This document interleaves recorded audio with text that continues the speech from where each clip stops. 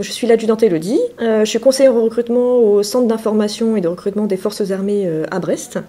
Je suis sous-officier dans l'armée de l'air et de l'espace. Alors je suis venue à la rencontre de jeunes gens qui seraient intéressés par les métiers des armées, et plus particulièrement l'armée de l'air et de l'espace, puisque c'est pour ça que moi je suis là pour recruter pour l'armée de l'air et de l'espace. Alors on prend à partir de la 3e, pas forcément de diplôme, ça peut aller jusqu'à Bac+3, Bac+5.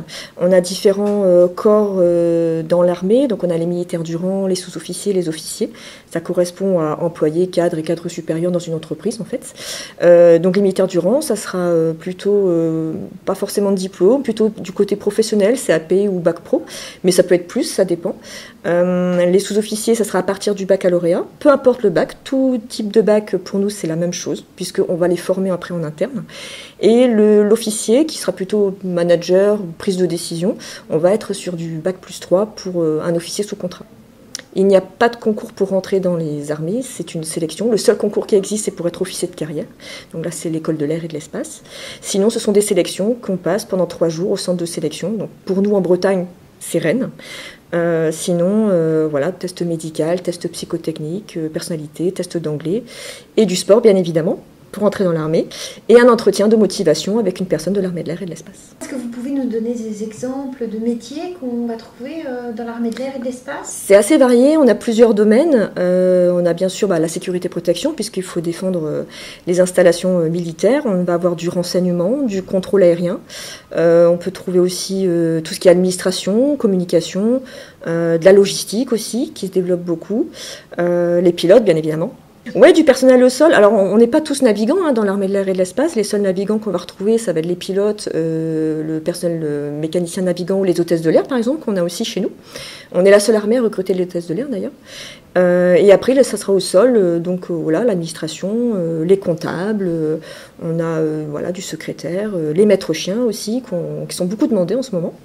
Les pompiers, qu'on ne parle pas assez souvent, mais on a les pompiers de l'air, qui sont là pour protéger les plateformes aéronautiques. Donc c'est assez varié, il y en a pour tout le monde. D'accord. Et si on veut devenir, je ne sais pas, par exemple, pompier ou pompière de l'air, il y a des prérequis demandés. Le seul prérequis pour pompier, ça sera d'avoir le permis de conduire, puisque à terme, on va leur demander de conduire le camion de pompier. Donc il faut un minimum le permis VL pour s'intégrer. Mais après, c'est nous qui formons les jeunes au métier de pompier. Donc même s'ils n'ont pas fait pompier volontaire, s'ils ne connaissent rien, c'est nous qui allons tout leur apprendre. Quoi qu'il arrive, il y aura une formation militaire pour toute personne qui veut s'engager. Et après, la formation de spécialistes en fonction du domaine qu'ils auront choisi.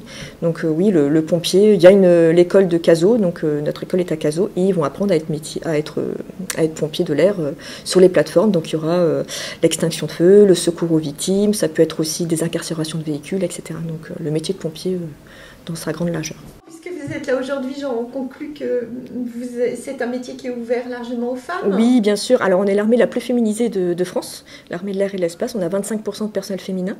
Tous les métiers, absolument tous les métiers sont ouverts aux hommes comme aux femmes, sans distinction. Après, il faut faire ses preuves en sélection, c'est comme tout. Il faut faire les sélections en étant préparé.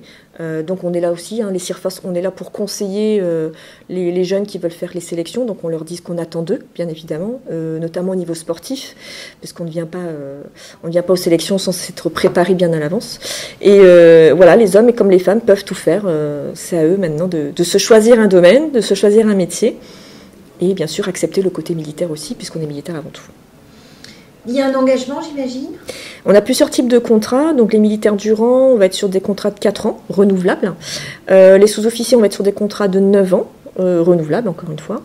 Et les officiers ont des contrats de 5 ans, renouvelables. Sachant qu'on peut commencer militaire du rang et évoluer après en interne, faire sous-officier, voire officier, sans problème en interne. On ne demande pas forcément aux jeunes d'avoir déjà des compétences, puisqu'on prend sans expérience, sans rien. Quelqu'un qui a un bac général, il n'aura pas forcément fait de stage ou un métier, mais il peut se choisir un métier, et nous, on va le former. Donc on n'apprend pas à être contrôleur aérien ou être dans le renseignement dans le civil, donc c'est nous qui allons former. Il n'y a pas de problème là-dessus. Est-ce qu'il y a quelque chose à rajouter pour les jeunes qui voudraient s'inscrire dans la démarche? Auprès de qui ils se renseignent? Ils peuvent se renseigner auprès des CIRFA, déjà, pour commencer. On a nos coordonnées qui sont sur Internet. Donc nous, l'armée de l'air, on a le site deveniraviateur.fr. On prend de 17 ans jusqu'à 30 ans. Ça, c'est pas mal. Sauf les pilotes, c'est 27 ans. Mais tout le monde est le bienvenu pour avoir une information. On est présent dans pas mal de salons, comme Azimut par exemple, où on est là. On est au Bige aujourd'hui, il faut venir nous voir. Donc voilà, et tous les ans on vient. Donc il faut venir à notre rencontre à 8 rue Colbert à Brest. Et puis on a une antenne à Quimper également, s'il y a des jeunes du Sud Finistère qui veulent venir nous rencontrer. Très bien, je vous remercie. Je vous en prie. Écoutez les autres interviews sur le podcast Métiers en uniforme, disponible sur Spotify ou sur le site internet du Bige, bige-brest.org, ou encore sur le compte Instagram du Bige, Bige de Brest.